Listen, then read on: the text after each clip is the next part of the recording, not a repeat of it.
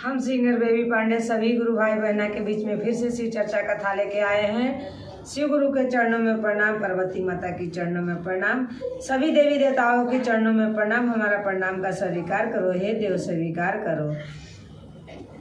माता पिता की चरणों में प्रणाम, सास ससुर की चरणों में प्रणाम। हमारा प्रणाम का स्वीकार करो, हे गुरु स्वीकार करो। आपने 3 सूत्र दिया, हमने तीनों को पालन किया। पहले में दया मांगना, दूसरे में चर्चा करना, तीसरे में 108 बार के नमः शिवाय करना। हर हर महादेव।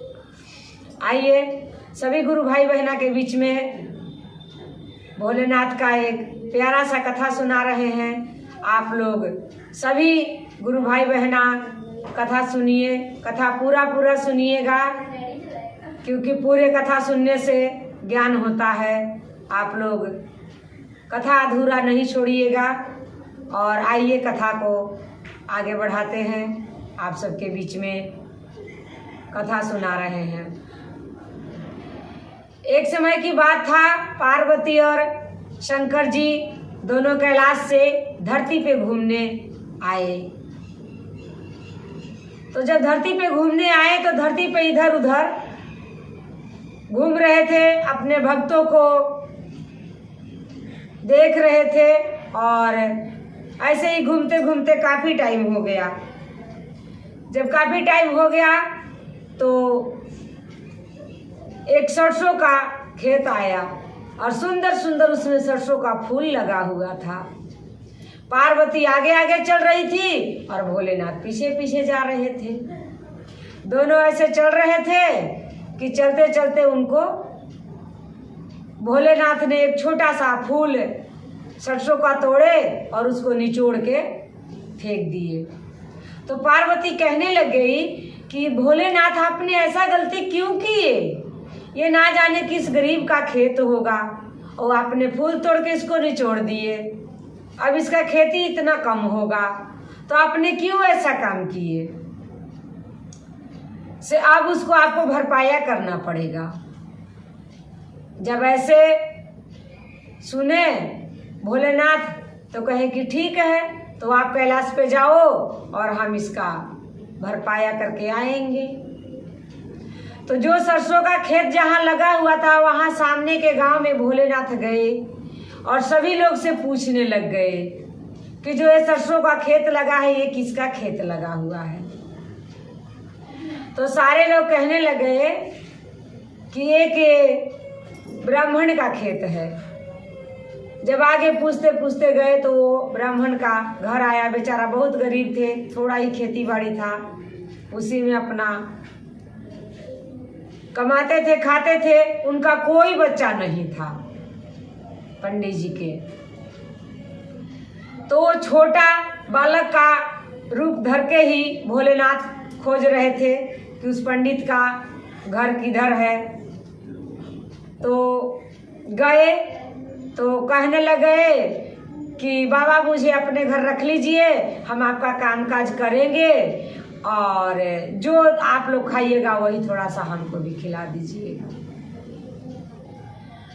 तो पंडित जी कहने लगे कि अपना तो 2 लोगों का पेट चलता नहीं है और बीच में तू आ गया। अब तू आ गया तो तेरे को क्या खिलाऊंगा? ऐसे कह के और पंडित जी टाल मटोल करने लगे। तो पंडिताइन के छोटा बालक देख के बहुत मोह लगा। सोचे कि हमारे तो कोई बच्चा नहीं है, हम ये बच्चे रख लेते हैं, ये बच्चे हमारे घर पे रहेगा। तो पंडित जी से कहने लगे कि पंडित जी रख लीजिए ना, कुछ नहीं होता है, जो हम खाएंगे भी बेचारा इसी में खाएगा। पंडिताइन रख लिए और शंकर जी उन्हीं के घर में रहने लग गए और दिन भर अपना वही बालक के रूप में रहा करते थे और पंडित जी के कामकाज में हाथ बटाया करते थे। एक दिन क्या हुआ कि शंकर जी पूरे गांव में सभी लोग कह रहे थे कि चलना है गंगा स्नान करने, चलना है गंगा स्नान करने। तो पंडिताइन से आके शंकर जी बोले कि आप भी चलिए गंगा नहा लीजिए। तो ब्राह्मण से पंडिताइन कहने लगी कि ठीक है, तो ये कह रहा है से हम चल जाते गंगा नहाने, इसी के साथ चल जाते। तो शंकर जी आए थे तो अपना नाम उनसे पूछा गया था कि बच्चा तेरा नाम क्या है, तो अपना नाम भोला बताए थे। तो पंडिताइन कहने लगे कि भोलवा के साथ हम चल जाते और आप घर पे रहिए। ऐसे कहे तो पंडित जी तैयार हो गए, बोले कि ठीक है, जब जाना चाहती हो तो चली जाओ। शंकर जी बेचारा अपना दिन भर बच्चे के जैसे उनके घर के कामकाज करा करते थे और शाम के जब वो लोग सो जाते थे तो अपना पूजा पाठ ध्यान करने लग जाते थे। ऐसे करते करते काफी टाइम निकल गया।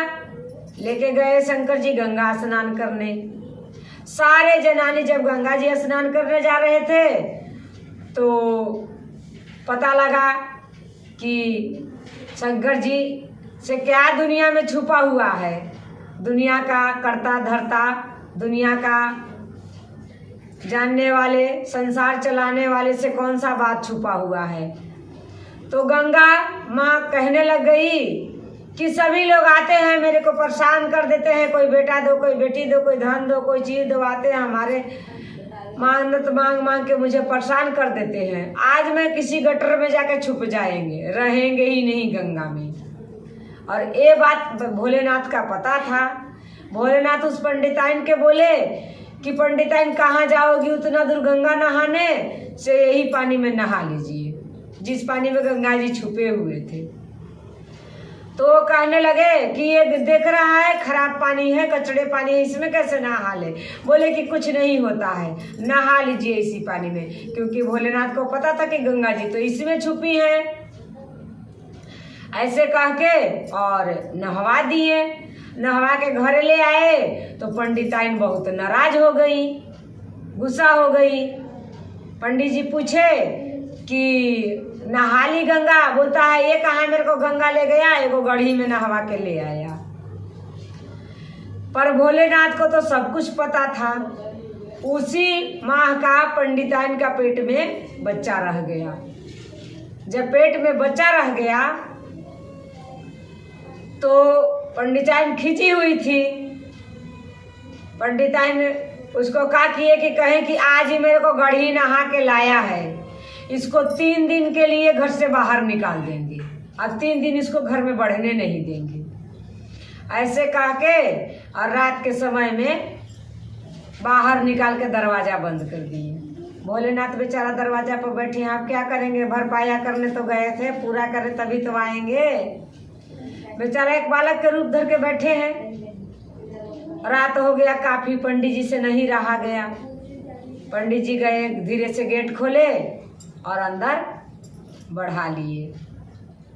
अंदर बढ़ा के फिर बिहान पंडिताइन से माफी मांगे कि रहने दो इसको घर में, ना भगाओ।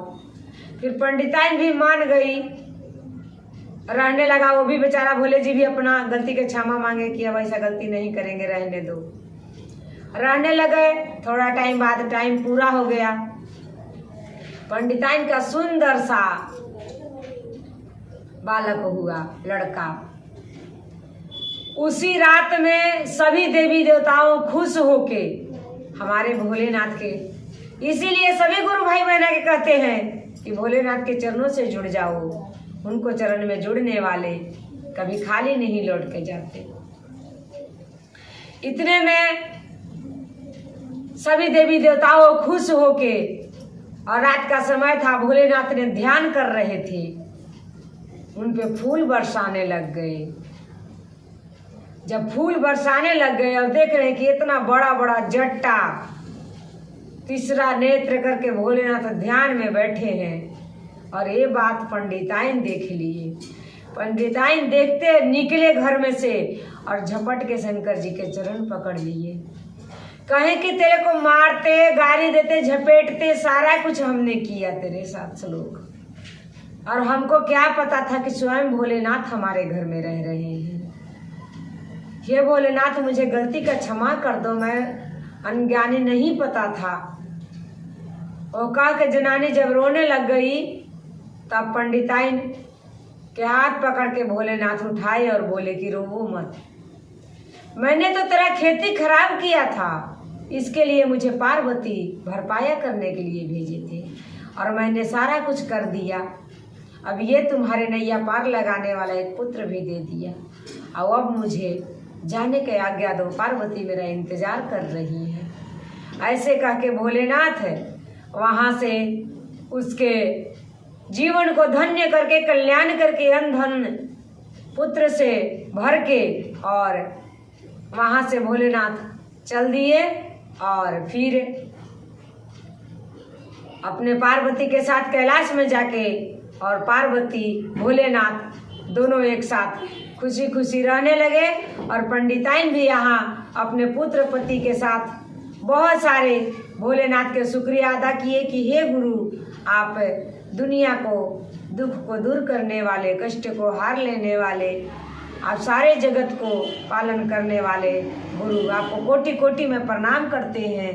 ऐसे कहकर पंडिताइन भी अपने मन को संतुष्टि पाए और चलते चलते सभी गुरु भाई बहना के नमस्कार प्रणाम। हर हर महा